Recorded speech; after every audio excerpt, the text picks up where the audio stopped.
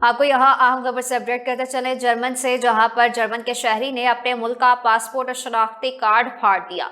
आलमी बदारी का सफर शुरू हो गया है। यहाँ पर आपको अहम खबर से अपडेट कर रहे हैं जर्मन से, जहां पर शहरी ने अपने मुल्क का पासपोर्ट और शनाख्ती कार्ड फाड़ दिया। आलमी बदारी का सफर शुरू हो गया। जर्मन के शहरी का कहना है कि फलस्तीन की हिमायत के लिए मुसलमान होना जरूरी नहीं बल्कि इंसान होना काफी है। मेरे मजलूम फलस्तीनी भाइयों, मैं एक ऐसे मुल्क का शहरी होने पर शर्मिंदा हूँ जिसकी हुकूमत एक दहशतगर्द रियासत की हिमायत में खड़ी है, जिसने लाखों बेगुनाह फलस्तीनियों को मारा है और लाखों लोगों को बेघर किया है। इसलिए मैं अपनी रूह को अपने ज़मीर की अब्दी मलामत से बचाने के लिए सरेआम अपना जर्मन पासपोर्ट और शनाख्ती कार्ड फाड़ रहा हूँ।